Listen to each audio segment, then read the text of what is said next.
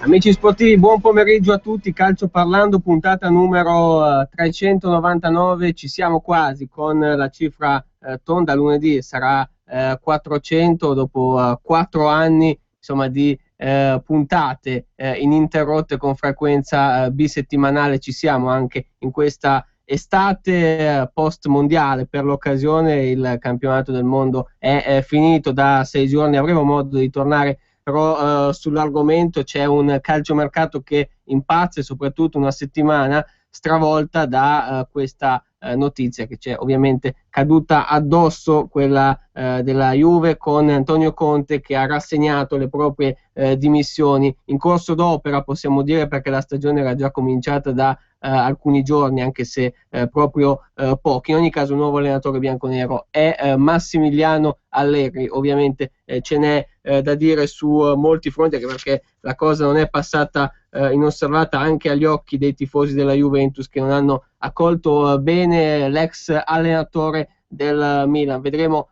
come evolverà anche in questo caso la situazione. Allegri si è già presentato ufficialmente, è stata anche una cosa molto veloce per quello che riguarda il suo insediamento sulla panchina della Juventus. Intanto benvenuto nei nostri studi al collega di Repubblica, Ivano Pasqualino. Ciao Ivano. Ciao Adriano, un saluto a te, un saluto naturalmente anche ai nostri radioascoltatori, un piacere di essere qui con te. Un ringraziamento particolare naturalmente, poi il numero per intervenire in diretta con noi che conoscete, 0266203529, per gli sms invece 346 6427 756. Daniele Amadasi collegato con noi, direttore di calcioparlando.com. Ciao Daniele.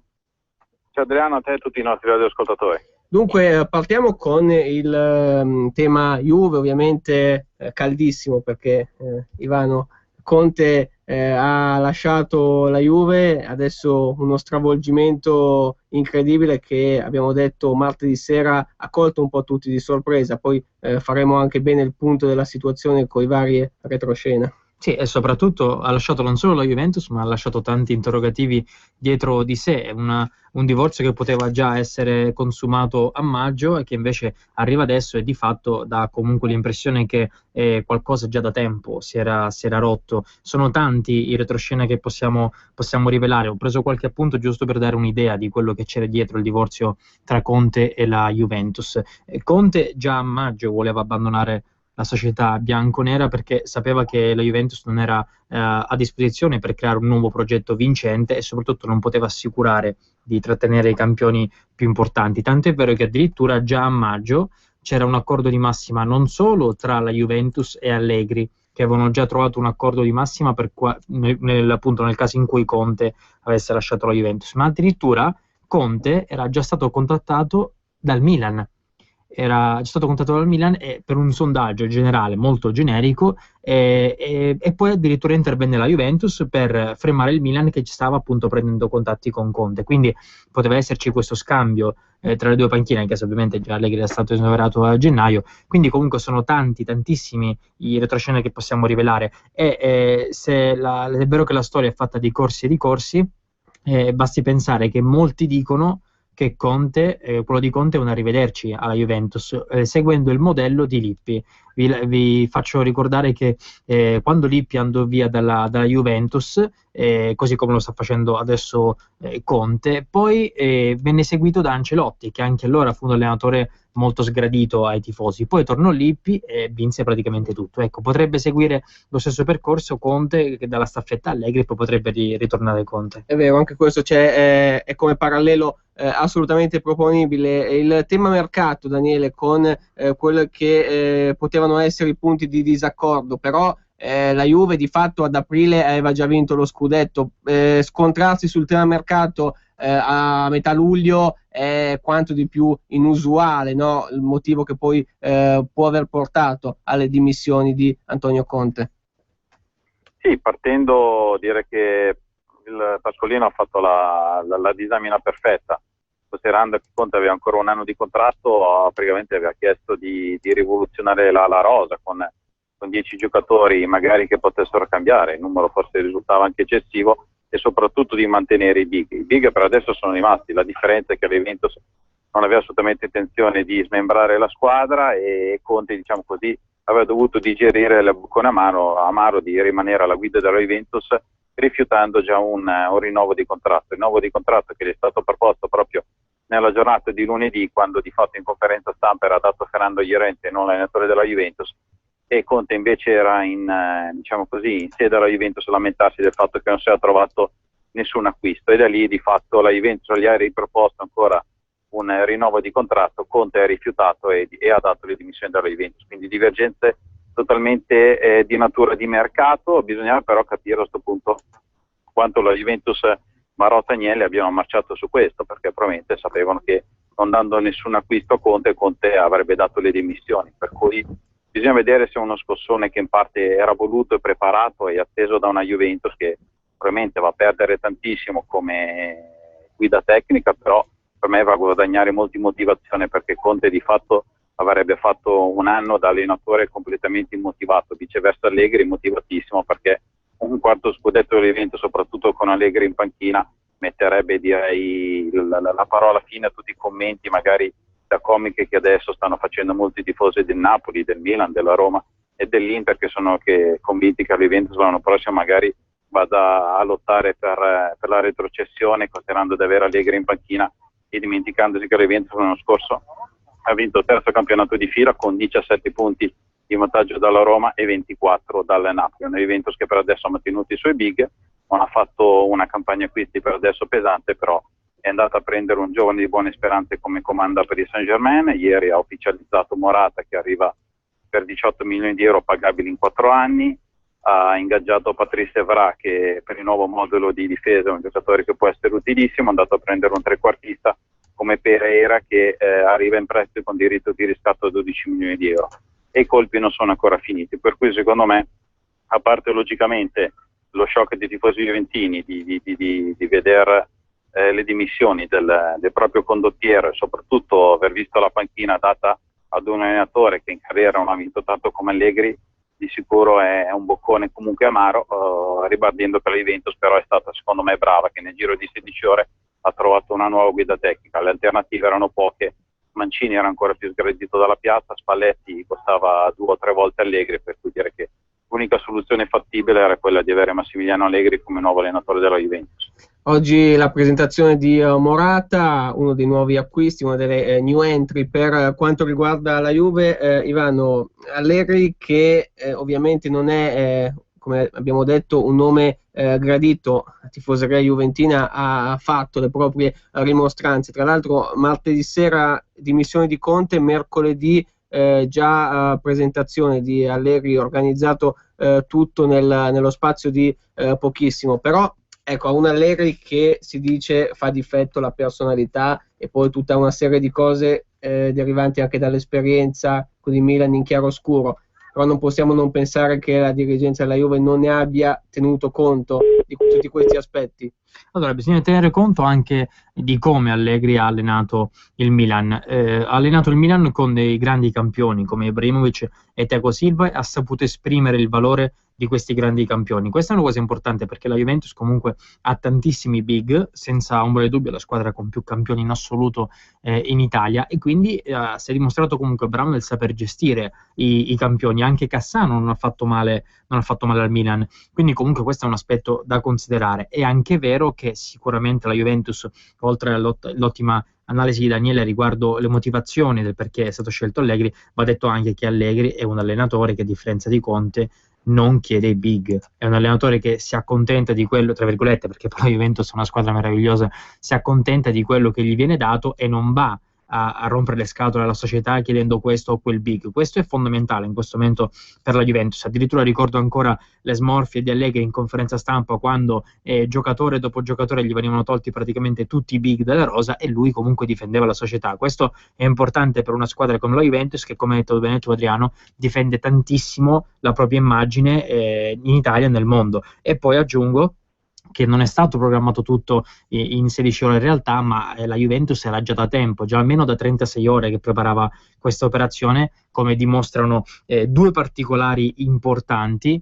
Un particolare è quello lì di Allegri, e in realtà bisogna sfatare il mito generato da tanti giornali che Allegri stava ritornando da Livorno verso Milano e poi con una telefonata di Marotta ha deviato per Torino. In realtà non è così, perché già martedì mattina, ovvero prima del messaggio di Conte, Allegri si trovava già a Milano, aveva pranzato qui a Milano vicino al Principe di Savoia, quindi posso assicurarvi che era già qua a Milano martedì mattina, e quindi vuol dire che già comunque c'era un mezzo accordo, comunque c'era già stata una telefonata dalla Juventus che sapeva del messaggio che stava per arrivare da parte di Conte. Anche il messaggio di Conte era ben preparato, perché nel videomessaggio che abbiamo visto di Conte che risponde, in realtà, nonostante quella appaia come un'intervista tutta live, tutta dal vivo, in realtà c'è una post-produzione che in termine, diciamo, in termine popolare sarebbe un lavoro di montaggio effettuato dopo l'intervista. E vi do anche il suggerimento per capire dov'è.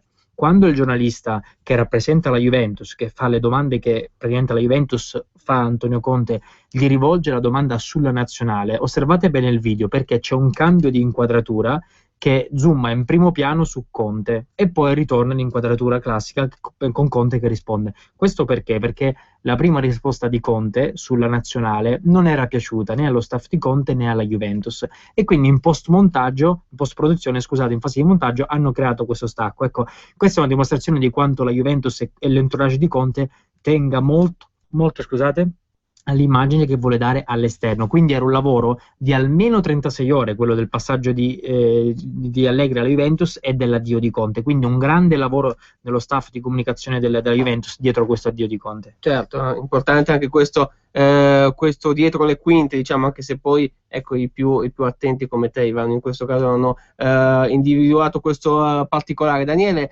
c'è anche il discorso legato a Pirlo da passare, ecco, al vaglio quando si tratta di Massimiliano Allegri, nuovo allenatore della Juve, perché la frattura tra i due ha portato a un Pirlo, ai tempi del Milan ovviamente, emigrato verso Torino a parametro zero. Sì, direi di sì, anche se si può fare un paragone del fatto che l'altro nome, diciamo così, che era indirizzato alla Juventus, quello di Mancini, sarebbe ritrovato Tevez, la situazione sarebbe stata peggiore. È vero, Allegri quell'anno è riuscito a vincere uno scudetto, considerando che Pirlo era infortunato e quando, diciamo, era ritornato abile non l'aveva schierato, però probabilmente c'è anche da mettere non tutte le colpe ad Allegri. Probabilmente la stessa dirigenza del Milan aveva detto è inutile farlo giocare perché è un giocatore che andrà via, quindi la stessa società rossonera non aveva voluto puntare su Pirlo, per cui Allegri in quel momento, diciamo così, ha dovuto accettare un po' il diktat. Infatti alla prima domanda ha detto io sono strafelice di ritrovare Pirlo. Per cui direi che secondo me questo è una delle varie montature che è stata fatta soprattutto a livello giornalistico, cercando di scaricare molte colpe su Allegri, che di sicuro l'anno scorso ha fatto tanti errori, però ricordiamo che Allegri di fatto è rimasto sulla panchina di Milan in condizione difficilissima, con una formazione che era assolutamente non era in grado di fare mercato, per cui ha avuto un'annata veramente difficile. Certo, i suoi errori sono stati tanti, però va ricordato che comunque nel primo anno di Milan Allegri uno scudetto l'ha portato a casa. È una scommessa che la Juventus in questo caso, diciamo così, può soltanto vincere, perché se perde, diciamo, risulta nella regola.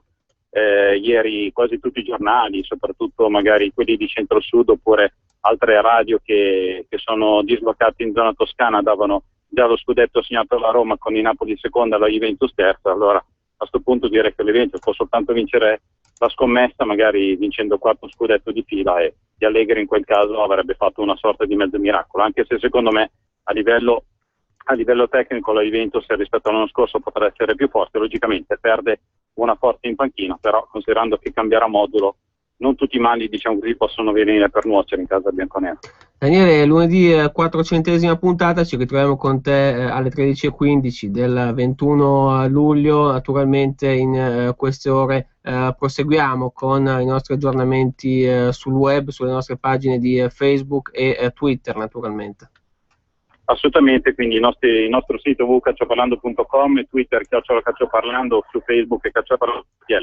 Tutte le notizie e soprattutto in questo periodo direi anche molte notizie che riguardano le vicende di calciomercato. Grazie dunque a Daniele Amadasi, con lui lunedì per la 400esima puntata. Ivano, il discorso legato alla Juventus e ad un Allegri che è piombato, diciamo, in corso d'opera.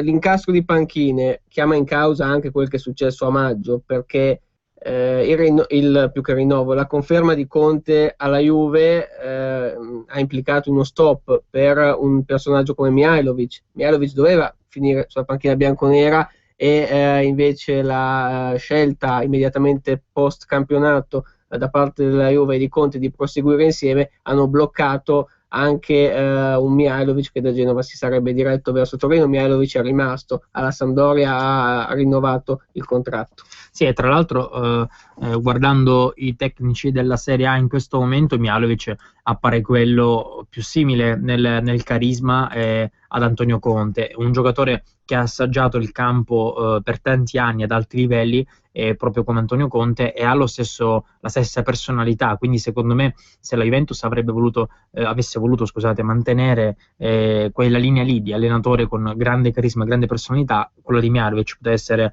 l'occasione giusta. Fra l'altro un allenatore che ha allenato anche in nazionale, ha allenato una piazza abbastanza grande come la Fiorentina, quindi pronto anche per gestire giocatori di un certo livello. Io quando penso a Mihajlovic penso a una frase che disse in conferenza stampa dopo una partita del Catania, quando lui arrivò a Catania e riuscì a fare grandissime cose, addirittura vincendo anche contro la Juventus a Torino, veramente un grande apporto quello di Mihajlovic a Catania. Ricordo che un giornalista gli chiese come fece a cambiare la mentalità dei calciatori del Catania. Lui rispose: sono entrato nello spogliatoio, li ho appesi al muro e li ho fatti piangere. Cioè, questo è stato l'apporto principale di Mihajlovic al Catania, che poi riuscì a fare una grande stagione.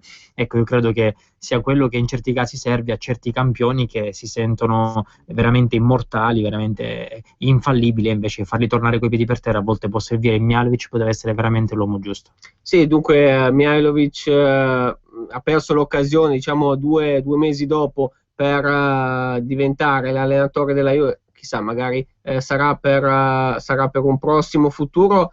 Andiamo con quello che dicono le prime pagine dei giornali sportivi, cominciando da Tutto Sport, perché ci ricolleghiamo alla Juventus. Pereira e Juve, il trequartista argentino arriva con la formula del prestito con diritto di riscatto, trovata l'intesa con l'Udinese lunedì le firme e sarà subito a disposizione di Allegri. Preso il baby bianco dal Barcellona, Marotta al lavoro anche per Lukaku e Jovetic. Poi c'è Morata già in ritiro, che gioia. Si parla di Torino, vai Quagliarella, il futuro è Toro, non vedo l'ora.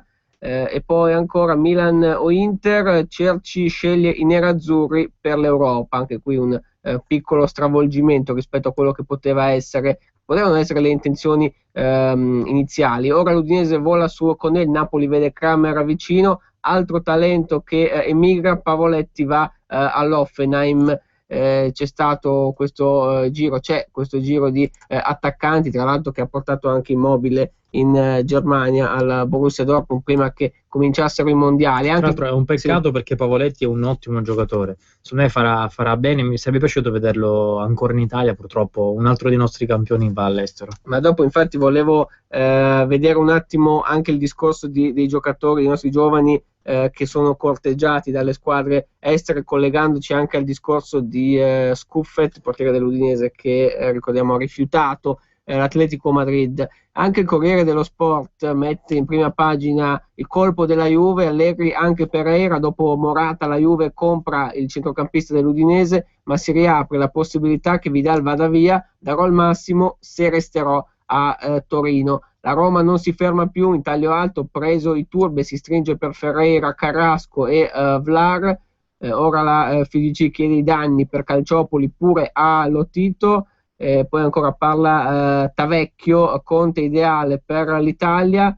Le innovazioni poi ufficiali, ecco lo spray, la bomboletta in campionato, il sistema che viene usato al mondiale recente, il mondiale in Brasile di recentissima introduzione. Poi parla Dodò, l'Inter va forte, Milan Nani, l'ultima tentazione. E poi ancora Kramer, pressing del Napoli. Chiudiamo con la prima pagina della Gazzetta dello Sport, che si dedica al ciclismo. Comando io, Nibali padrone del Tour. Poi Juve, boom, ecco Morata e piazza subito un altro colpo, arriva Pereira. Inter, Nuovo Mondo, Vidic, Mazzarri ora ha un totem in difesa. Poi Milan, nuova vita Menez, Inzaghi coccola il suo funambolo, bombolette spray per le punizioni pure in Serie A. Questo è anche il riferimento a quanto vedremo nel prossimo campionato. Si diceva prima, ecco, relativamente a questa sorta di migrazione, no? Parlavamo di Pavoletti e ho fatto riferimento anche a Scuffet dell'Udinese, andato via Immobile al Borussia Dortmund. Tu tra l'altro hai avuto modo alcuni mesi prima del mondiale di andare a intervistare il portiere dell'Udinese, che nell'ordine ha, complice ovviamente la sua famiglia, declinato l'offerta del Milan prima e adesso quella dei campioni di Spagna, dell'Atletico Madrid. Diciamo che è un giocatore che è venuto fuori tutto insieme. Tu, ripeto, hai avuto modo di andare proprio a contatto con la realtà di questo 17enne che però ha un mercato incredibile, se l'è costruito, ripetiamo, in poche settimane. Sì, io sono andato fino a Udine, il paese dove è cresciuto, un piccolo paese di provincia friulano dove è cresciuto e dove vive ancora Simone Scuffetto. Ho avuto il piacere di passare una giornata con lui, che poi naturalmente ho raccontato con un servizio completo su Repubblica.it. Ho passato una giornata con lui ed è stata veramente una grandissima esperienza, perché è stato un messaggio di speranza per il calcio italiano, perché in un mondo in cui il principale giocatore italiano in tutto il mondo è Mario Balotelli, un giocatore di certo non immune da colpi di testa, non soltanto sul terreno di gioco, ahimè, e l'immagine di Simone Scuffetto, un calciatore di 17 anni, veramente con i piedi per terra, nonostante il suo talento veramente innato, dà comunque un messaggio di speranza al calcio. Sono stato con lui la mattina a scuola, l'ho seguito poi il pomeriggio in allenamento e poi di sera siamo andati insieme a casa sua, ho conosciuto la famiglia e ho avuto modo di vedere la realtà quotidiana di Simone, che è un ragazzo veramente semplicissimo, come un qualunque ragazzo di periferia che sogna di giocare nella squadra della sua regione. Lui è friulano doc, e adesso addirittura sogna di diventare l'erede di Buffon. Secondo me lo sarà. Scommetterei subito sulla candidatura di Scuffetto come erede di Buffon, soprattutto per la serietà di questo ragazzo. Ho conosciuto addirittura anche la sua fidanzatina, le sue professoresse, tutti quanti lo descrivono come un ragazzo che studia, che si impegna e che è rimasto assolutamente normale. Credo che sia proprio la normalità la sua arma segreta, e proprio perché la normalità, l'umiltà è la sua arma segreta, credo che la famiglia lo abbia voluto tutelare. Prima a gennaio, quando Adriano Galliani, grandissimo uomo di mercato, aveva affiutato l'affare quando Scuffetta ancora non era titolare, aveva offerto un prestito per farlo venire all'Udinese, per farlo venire un prestito ovviamente con una remunerazione per farlo venire al Milan, ma disse di no l'Udinese, proprio perché voleva farlo rimanere a Udine per studiare, per continuare a studiare nel liceo dove siamo stati, dove lui naturalmente si trova benissimo e non è assolutamente una star, non fa assolutamente il VIP, è un ragazzo semplicissimo come tutti gli altri. Poi adesso è arrivato addirittura il corteggiamento dell'Atletico Madrid, il vice campione d'Europa nonché campione di Spagna.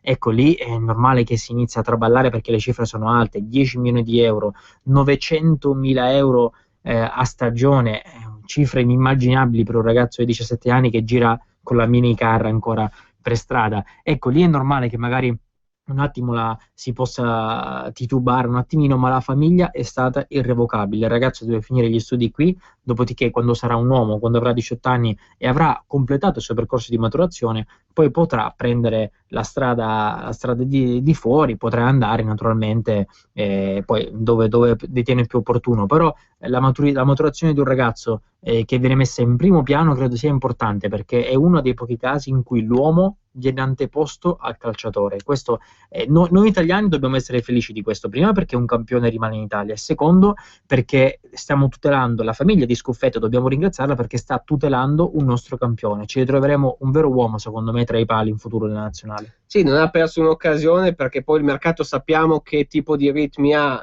Il prossimo anno, se non prima, addirittura tornerà alla carica chi deve, se Scuffetto continuerà ad essere su questi livelli. Deve diplomarsi ovviamente il concetto di base, e questo un po' come Balotelli, che si diplomò, se non sbaglio, quando giocava nell'Inter. Esatto. Pare che ebbe questo passaggio ai tempi dell'Inter in una scuola privata qui di Milano.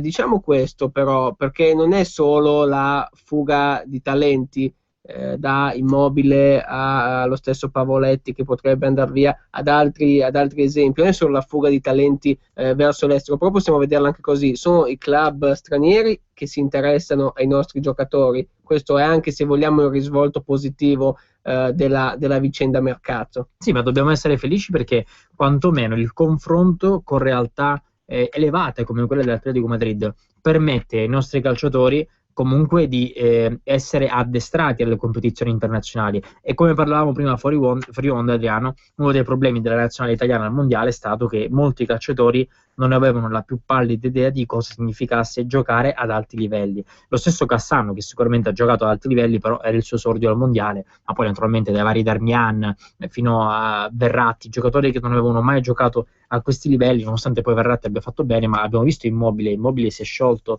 davanti alle difese avversarie in una competizione internazionale. È normale che iniziano a tremare un po' le gambe, mentre invece se questi giocatori iniziano ad assaggiare questi palcoscenici in altri campionati, ecco che lì possono forse poi dare un qualcosa in più in nazionale. Mi dispiacerebbe onestamente non vedere Scuffet, Pavoletti o anche Immobile più in Italia, però è l'unico modo per cercare di rilanciare il nostro calcio, perché in Italia i giovani talenti purtroppo non vengono lanciati.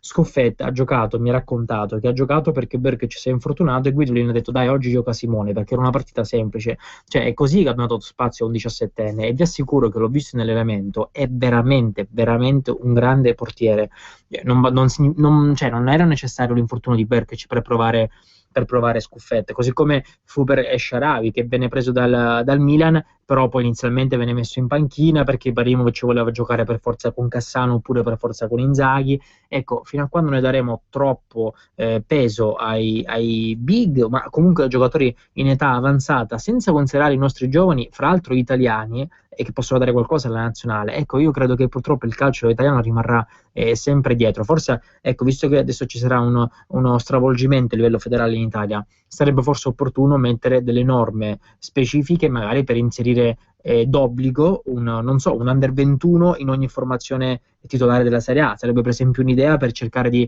rilanciare qualche giovane calciatore italiano. Abbiamo visto per esempio Darmian, che è stata forse la sorpresa più bella della nostra nazionale, forse l'unica sorpresa bella della nostra nazionale. Io credo che dobbiamo ripartire lì dai giovani, un po' come forse il paese. L'Italia dovrebbe farlo, ripartire dai giovani. In generale, in effetti, poi tra l'altro io ho fatto questo esempio legato a Scuffet, che è un po' il giocatore del momento per quel che riguarda il mercato, avendo appunto rifiutato l'Atletico Madrid. Tu hai avuto modo di addentrarti nella realtà di questo ragazzo di 17 anni. Prima del mondiale invece tu hai avuto modo di sentire anche i giocatori campioni del mondo dell'Italia, parliamo ovviamente dell'82 e del 2006, ecco, chiedendotelo anche prima fuori onda, cioè cosa direbbero questi giocatori dell'Italia attuale, della condizione attuale dopo un mondiale, il secondo di fila peraltro, in cui si è usciti nella fase a gironi. Diciamo che le differenze sono incredibili, un abisso. Ovviamente facevamo anche una sorta di confronto tra chi è sceso in campo adesso nel 2014 in Brasile e chi invece rappresentava l'Italia prima. Allora, sì, abbiamo intervistato i campioni del 2006 e dell'82 con alcuni servizi appunto su Repubblica e credo che molti di loro direbbero la stessa cosa che ha detto Buffon, ovvero che i giovani comunque hanno dimostrato di non meritare questa maglia e di non voler dare nulla per questa maglia. Mi viene in mente l'intervista realizzata a Perugia a Materazzi, in cui ancora oggi gli brillavano gli occhi quando parlava di quel mondiale e aveva una grinta che secondo me poteva quasi quasi andare in campo al posto di Paletta contro l'Inghilterra e nessuno si sarebbe accorto degli anni che sono avanzati per Marco Materazzi.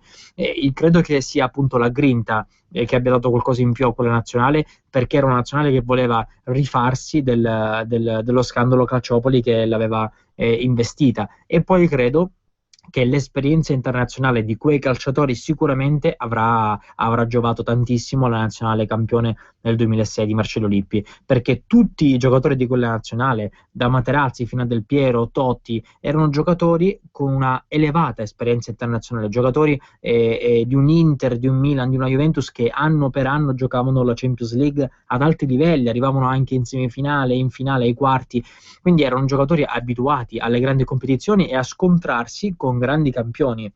Purtroppo oggi non è più così, perché i giocatori dell'Italia, a parte naturalmente i grandi senatori Pirlo, Buffon, De Rossi, non sono giocatori che si sono mai ritrovati davanti un Cristiano Ronaldo piuttosto che un Messi.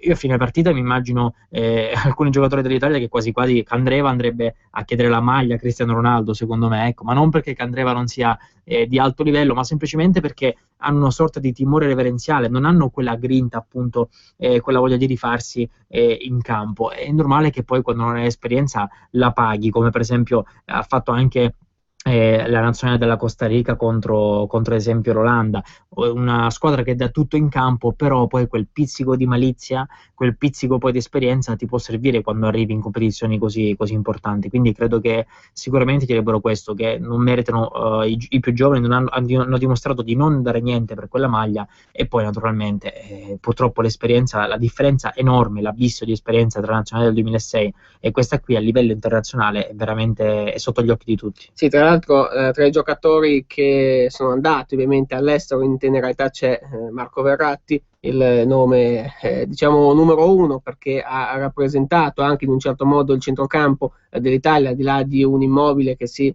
era già andato al Borussia Dortmund, Immobile capocannoniere del nostro campionato, però ovviamente come gerarchia nell'attacco dell'Italia veniva dopo uno come Mario Balotelli. In ogni caso lui e altri, insomma, sono parecchi gli esempi che si possono fare. Il mondiale, che è terminato soltanto 6 giorni fa, ma con questo ciclone della Juventus tra Conte e Allegri e il cambio di panchina sembra che sia roba di un mese fa, che ce lo siamo lasciati alle spalle con decisione. Invece il mondiale è appena finito con la vittoria della Germania di domenica ai tempi supplementari contro l'Argentina. Per questo abbiamo voluto anche preparare una sorta di squadra migliore, una top 11. Ivano, hai messo giù questa formazione, questo 4-2-3-1. Adesso andiamo a vedere un po' anche nel dettaglio i migliori, diciamo, per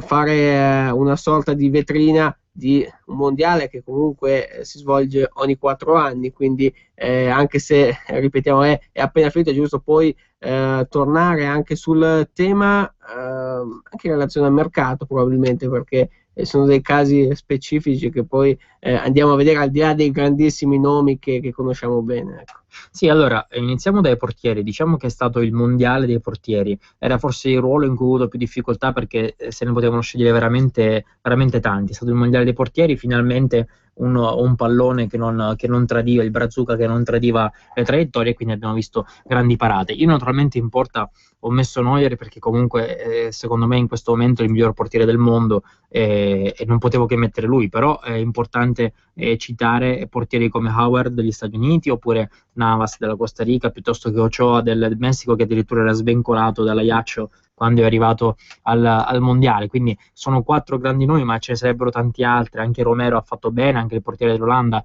e anche Sirigo, dire il vero, forse ha fatto anche meglio di Buffon quando è stato impegnato. È stato il mondiale dei portieri, ma Neuer senz'altro è il re dei portieri in questo momento.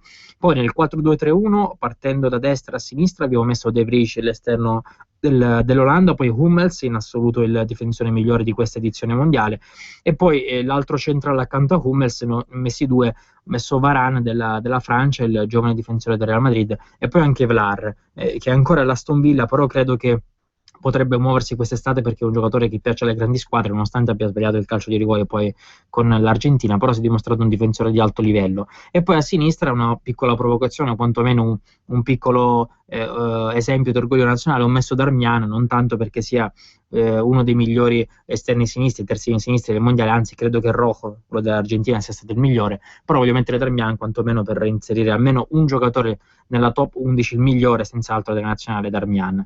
Poi i 2 mediani ho messo Kroos, come non poteva essere altrimenti, forse uno dei migliori tre di questo mondiale, e poi Mascherano, che ha dimostrato di essere un giocatore di grandissimo spessore e personalità, il vero trascinatore dell'Argentina, in un'Argentina in cui purtroppo Leo Messi ha dimostrato di non essere un vero leader, quantomeno a livello carismatico. Avrei potuto mettere anche Pogba, però diciamo che forse più avanti i mondiali a seguire saranno i veri mondiali di Pogba. Ha dimostrato le sue potenzialità, ma le conosciamo tutti. Più avanti secondo me saprà dare ancora di più alla nazionale francese, che secondo me è una delle serie candidate nei prossimi anni, fra 4 o fra 8 anni, per vincere. Poi i tre alle spalle dell'attaccante sono da destra a sinistra Müller, basterebbe vedere il tabellino per capire quanto ha fatto Müller, il classico giocatore che viene sottovalutato, perché noi immaginiamo il calciatore tedesco come il possente, biondo calciatore forte fisicamente, invece lui ha dimostrato di essere bravo tecnicamente e di essere sempre al posto giusto al momento giusto. Mi piange il cuore a pensare che una squadra italiana, l'Inter, un anno e mezzo fa poteva prenderlo, lui che era in rotta col Bayern Monaco, e poi invece la trattativa è finita nel nulla. Poi come trequartista ho messo James Rodriguez, una bella sorpresa, che ha realizzato secondo me il gol più bello del mondiale, quello con stop e tiro a giro dalla distanza. E poi esterno sinistro d'attacco Robben, in assoluto secondo me il talento più cristallino di tutto il mondiale, è veramente uno spettacolo vedere giocare Robben. E poi come punta ho messo Leo Messi, perché comunque nonostante non abbia portato il mondiale all'Argentina, non si è visto tantissimo in questo mondiale tra gli attaccanti. Van Persie ha deluso, lo stesso Balotelli ha deluso, Neymar poi si è infortunato, diciamo che fra gli attaccanti che sono arrivati fino in fondo forse Leo Messi è quello che per le sue giocate ancora fa battere il cuore ai tifosi. No, certo, un Messi che in ogni caso ovviamente tutti aspettavano al varco, è arrivato comunque in finale, quindi il suo mondiale l'ha onorato, sebbene nella fase a gironi si sia visto il miglior Leo Messi. C'è tra questi il nome che uscirà per il pallone d'oro, secondo te?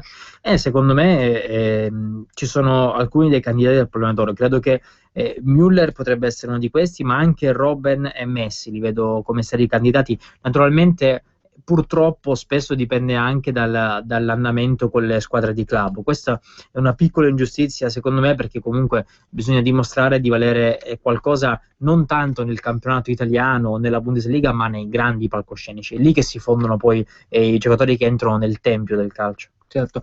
Un ascoltatore in linea, intanto, buon pomeriggio, con chi parliamo? È caduta la linea, pazienza, lo invitiamo a richiamare 026620 3529. Volendo fare una piccola classifica della top 11 che andiamo a leggere velocemente: Neuer, De Vrij, Hummels, Varane, Darmian, Kroos, Mascherano, Müller, James Rodriguez e Robben, e poi Messi, unica punta. E riassumendo, abbiamo 4 giocatori della Germania, 2 dell'Argentina, 2 dell'Olanda, 1 della Francia, 1 della Colombia e poi infine volutamente almeno 1 dell'Italia. Certo, un Darmian sulla sinistra che ha giocato titolare la prima partita contro l'Inghilterra, salvo poi essere cambiato di ruolo. Allora, un amico in linea, buon pomeriggio. Buon pomeriggio a voi. Ascolti, io volevo essere un po' critico su certe affermazioni fatte, no, ma è una cosa molto leggera. Allora, per quanto riguarda il paragone tra questa nazionale e il 2006, al di là dell'esperienza, conta, però se andiamo a prendere la Spagna, più esperienza dei giocatori spagnoli, sono stati eliminati anche loro al primo turno. E logicamente che quello che fa è la qualità dei giocatori, ma paragoneremo mica la qualità dei giocatori del 2006 a quella di oggi.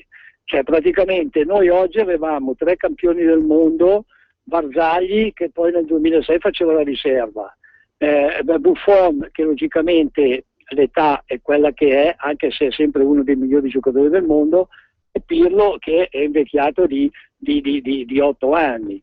Poi per il resto voi ditemi un giocatore che nel 2006 fosse stato degno di indossare la maglia della nazionale. Vi portate l'esempio di Materazzi, ma Materazzi era più scarso nel 2006, ha potuto giocare e diventare una pedina fondamentale per l'Italia perché si è fatto male Nesta, che era un fuoriclasse.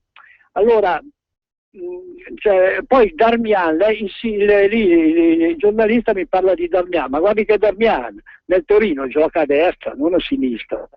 insomma, diamo pane vino vino, parola libera. Grazie all'amico, una disamina sull'Italia. Beh, di essere, quando Abate poi è stato schierato a destra, Darmian è stato schierato a sinistra da Prandelli, quindi è un giocatore che si adatta benissimo a giocare anche a sinistra, non lo dico io, ma lo dice Prandelli, che poi quando è tornato Abate ha schierato Darmian a sinistra, data l'assenza di De Sciglio. Poi per quanto riguarda, sono assolutamente d'accordo sul fatto del divario tecnico, ma infatti quando ci riferiamo alla differenza d'esperienza tra il 2006 e il 2012, se alcuni calciatori erano abituati a giocare certe competizioni e perché certe competizioni meritavano di giocarle. Abbiamo parlato di Materazzi, ma i vari Del Piero, Totti, sono tutti calciatori che giocavano ad alti livelli e naturalmente giocare ad alti livelli ti porta ad avere una qualità tecnica decisamente superiore. Quindi sono d'accordo, nel 2006 c'era molta più classe, molta più esperienza. Basti pensare a Pippo Inzaghi, un giocatore che ha vinto tutto in Italia e nel mondo e addirittura faceva la panchina in quella nazionale, cioè quest'anno Inzaghi sarebbe stato assolutamente, Inzaghi naturalmente ai bei tempi sarebbe stato titolarissimo in quest'Italia, quindi senz'altro sono d'accordo, c'era un grande divario tecnico. Certo. Ancora in linea con voi un altro ascoltatore, buon pomeriggio. Buon pomeriggio, io volevo chiedere una cosa perché sono rimasta ferma all'aprile del 2014, quindi appena passato. L'ex allenatore del Milan, Allegri, ex allenatore, ovvero diciamo che aveva un po' nelle grazie il calciatore Matri, non so se lo ricordate, che ha fatto un po' il trasbordo dalla Juve, Conte poi non l'ha voluto più, è andato in prestito nel Milan, cioè un po' ha fatto da jolly, per ultimo alla Fiorentina, che ha fatto un bel campionato perché mi sembra sia arrivata quarta, e non so se Matri attualmente sta ancora nella Fiorentina, però mi risultava che nel mese di aprile girava la voce che Allegri, che probabilmente Matri per Allegri era un po' un pupillo, almeno così tale sembrava, lo voleva portare nel Tottenham, che non so se è una squadra inglese o comunque giù di lì. Non se ne è saputo più niente. Adesso improvvisamente arriva questa notizia che addirittura Allegri va a finire nella squadra più omaggiata nel calcio, e quindi diciamo con tanti come dire, oneri e onori da parte di colui che adesso prenderà il timone. Che fine ha fatto Matri, visto che Allegri lo voleva portare nel Tottenham? Vi è giunta notizia? Perché comunque è un nostro calciatore italiano, un ragazzo ancora giovane, era un attaccante sempre, e era attaccante anche nella Fiorentina. Quindi non so, la Fiorentina, che comunque il padrone è penso il presidente del Consiglio attuale, credo almeno, perché detterà legge, che fine fa Matri? Vi chiedo questa, se potete illuminarmi. Grazie, arrivederci. Grazie per la telefonata. Allora, Matri gioca nel Genoa e lo ha appena preso la squadra del presidente Preziosi. Prima di risponderle nel dettaglio, andiamo a prendere un'altra chiamata. Buon pomeriggio, con chi parliamo? È ancora un'interruzione, lo chiediamo allora di richiamare all'amico ascoltatore. Ne abbiamo però per rispondere agli interrogativi su Matri e su Massimiliano Allegri. Diciamo questo, che in effetti si parlava anche di un Matri come possibile giocatore gradito certamente ad Allegri nella Juventus. Peccato che il giocatore lodigiano era già passato al Genoa, insomma, con tanto di affare già ufficializzato per Alessandro Matri. Sì, infatti è proprio così da quando Gilardino è stato venduto alla squadra allenata da Marcello Lippi in Cina, e poi a quel punto il Grifone doveva sostituire Gilardino con una prima punta di spessore. Ha scelto Alessandro Matri, che, come diceva la nostra radioascoltatrice, ha fatto bene l'anno scorso alla Fiorentina che ha avuto purtroppo l'assenza di un grande giocatore come Mario Gomez, e ha voluto in qualche modo rimpiazzarlo con Alessandro Matri, che non ha fatto male, addirittura ha segnato, se non sbaglio, all'esordio subito con il Catania Matri, quindi buona la partita, buono l'inizio di Matri con la Fiorentina, buono il finale di stagione scorsa, e secondo me potrà fare bene con il Genoa, piazza ideale per ripartire. Sì, tra l'altro Matri è l'emblema di un mercato che non finisce mai, perché ha cambiato 4 squadre nel giro di un anno. È impossibile per certi versi stare dietro a quelle che sono le logiche frenetiche del calciomercato. Un altro amico in linea, buon pomeriggio, con chi parliamo? Buongiorno, chiamo da Genova, sono Mimmo Genoano. Ciao Mimmo. Se sapete qualcosa del giocatore dell'Udinese Eddie Nilsson, che doveva prendere il Genoa, se ha deciso qualcosa, se qualcosa di concreto. Non abbiamo capito il nome, Mimmo. Eddie Nilsson. Ed Nilsson, perfetto. Grazie a Mimmo da Genova, tifoso ovviamente della squadra rossoblu. Ed Nilsson, un nome che è venuto fuori per quello che riguarda la squadra friulana, insomma, sono la squadra genoana, per meglio dire, sono i sussurri di mercato. Il Genoa, peraltro, abituato al consueto stravolgimento estivo, anche qui ovviamente col presidente Preziosi che regolarmente va a così mettere a soqquadro i piani in entrata e in uscita della squadra rossoblu. Genoa come di consueto impegnato su più fronti, su questo giocatore brasiliano, a quanto pare Ed Nilsson, sempre accostato. Per tradizione è la prima volta che viene fuori questo nome, però insomma cercheremo di essere più precisi. Intanto, Ivano, prima di esaudire anche la risposta, il quesito del nostro ascoltatore. Sì, parliamo un attimo appunto di questo Eden Nilsson, che addirittura dovrebbe arrivare fra poco nel ritiro del Genoa. Preziosi avrebbe trovato in lui il sostituto, scusate, di Brajkov, che dovrebbe dato ormai praticamente per partente.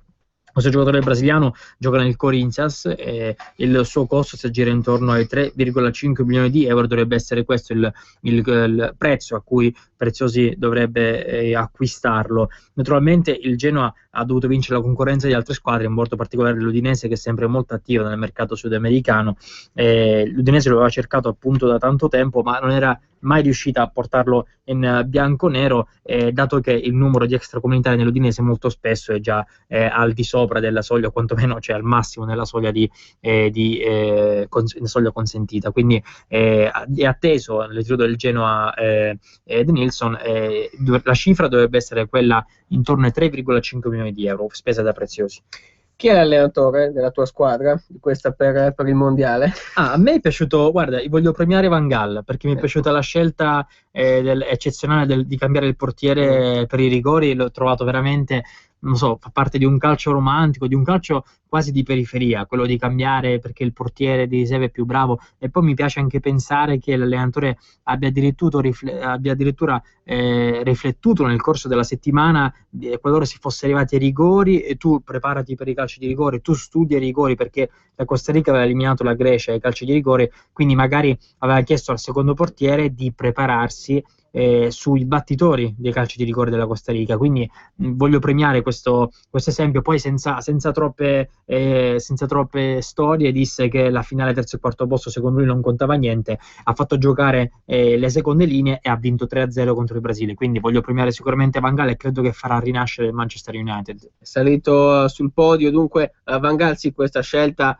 che poi non si è ripetuta nella semifinale contro l'Argentina. Ha scelto Huntelaar, ha messo dentro Huntelaar nei supplementari, spendendo così quell'ultimo cambio invece di poi riservarlo a quelle sono scelte, anche partite differenti, perché un conto è magari affrontare il Costa Rica in determinate condizioni, anche se poi era un'Olanda stremata, poi per chi ha seguito la partita, arrivata a quei calci di rigore, quindi in ogni caso la soglia molto alta del rischio. Ribadiamo, fare la stessa cosa contro l'Argentina poteva essere un azzardo maggiore. Sì, secondo me Van Gaal è stato, tra virgolette, tradito da Van Persie, che tutti davano come uno dei top player di questo mondiale, poi invece si è rivelato purtroppo poca cosa. Van Persie che spesso manca poi nei grandi palcoscenici delle Coppe del Mondo. È la prima volta che non fa bene Van Persie a un mondiale.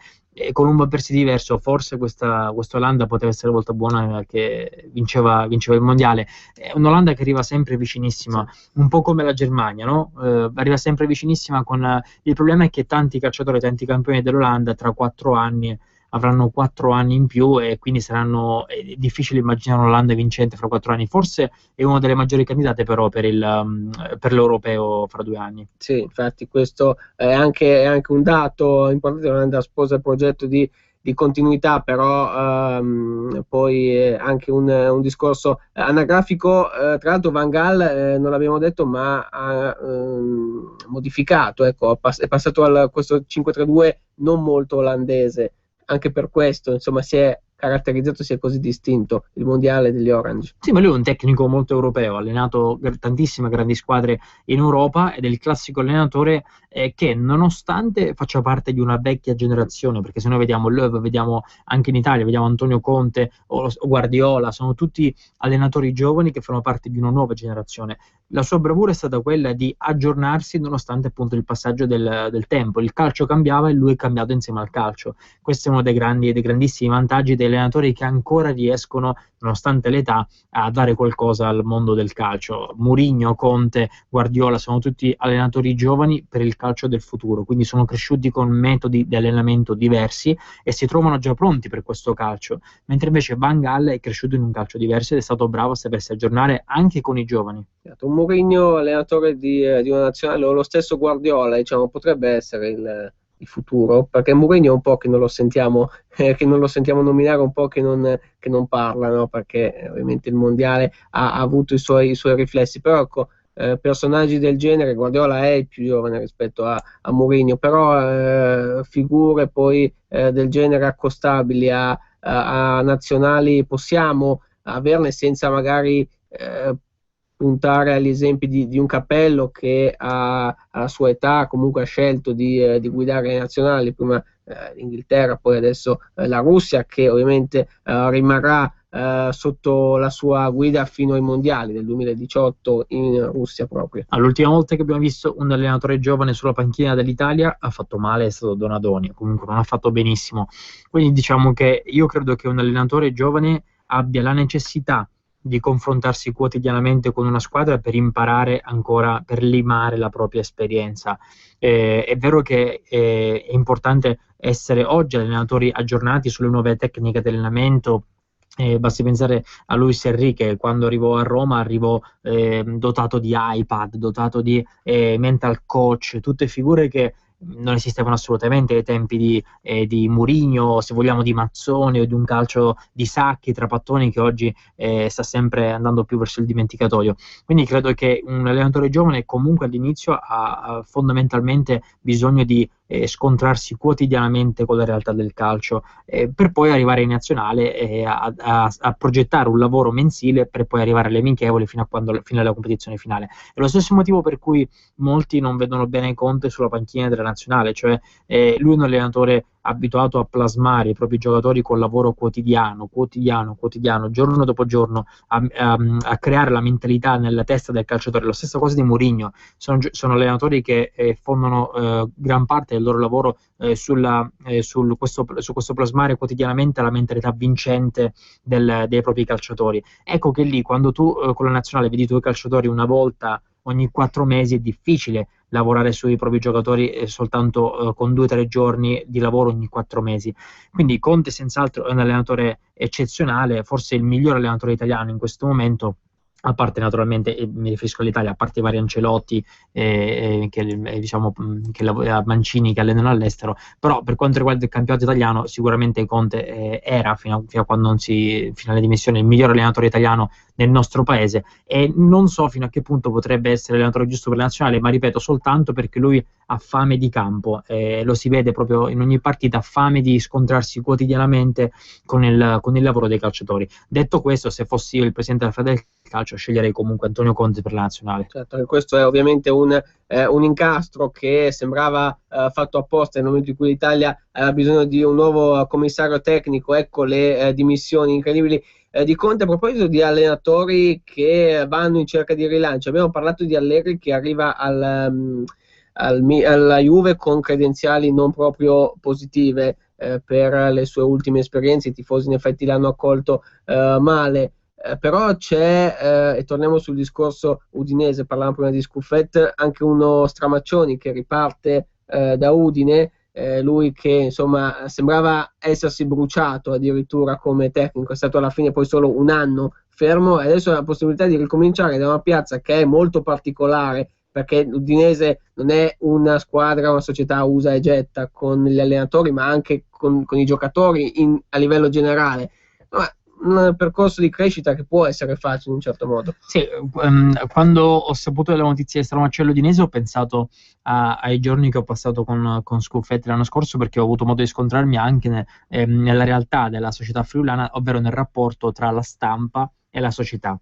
Da una parte c'è l'Udinese, che è una società che lavora benissimo sotto tutti gli aspetti, lavora bene con i giovani, lavora bene a livello di comunicazione e a livello dirigenziale, però dall'altra parte c'è la stampa friulana che è veramente, non uso il termine spietato perché è esagerato, però è veramente dura con la stampa, forse perché è abituata negli anni passati a palcoscenici spettacolari come quelli della Champions League, quindi passare da quei risultati meravigliosi a risultati adesso un pochettino più modesti forse ha scatenato nella stampa friulana un attimino di risentimento. Ecco, sono curioso adesso di vedere Stramaccioni scontrarsi con questa realtà. Da una parte una società che ti tutela al massimo come una bolla e ti mantiene veramente intatto l'ambiente ideale per lavorare, però dall'altra parte attenzione, perché la stampa spietata, lui ricordiamo che è un romano abbastanza fumantino, diciamo, potrebbe, non dico perdere il controllo, però e fra l'altro il suo secondo è Stankovic, che è un giocatore anche lui non proprio calmo, non proprio leggerissimo nelle reazioni, quindi bisogna anche dire questo, perché mentre invece Guidolin, che sarà il supervisore, Guidolin invece è un uomo eccezionale, un uomo che non fa trasparire quelli che sono i reali problemi, e basti pensare a come ha trattato benissimo la questione di Natale, che più di una volta sembra aver rotta con la società. Guidolin è invece un giocatore, un parafulmine che attira su di sé i problemi lasciando disturbata la squadra. Ecco, Stramaccioni deve calarsi un attimo nella realtà dell'Udinese per riuscire a fare bene, però certo con i giovani lui ci sa fare, l'Udinese basa tutto sui giovani. Infatti naturalmente anche questo è un risvolto che ci è sembrato giusto approfondire. Noi ci fermiamo, le 14.01 si ferma Calcio Parlando, la puntata 399, con la 400esima saremo in onda lunedì alle ore 13:10. Intanto vi ringraziamo per averci seguito, un buon fine settimana naturalmente, un saluto a Ivano Pasqualino, collega di Repubblica. È sempre più facile andare in onda con lui, con tutti la sua conoscenza anche del pianeta calcistico. Ciao Adriano, sei troppo gentile, un saluto a te e complimenti già adesso per la 400esima puntata, un saluto ai vostri radioascoltatori. Grazie anche in regia a Roberto Colombo, un caro saluto da Adriano Ancona, buon proseguimento su Radio Padania. Avete ascoltato Calcio Parlando. Ehi, ascoltatore di Radio Padania, il sondaggio telefonico Eurisco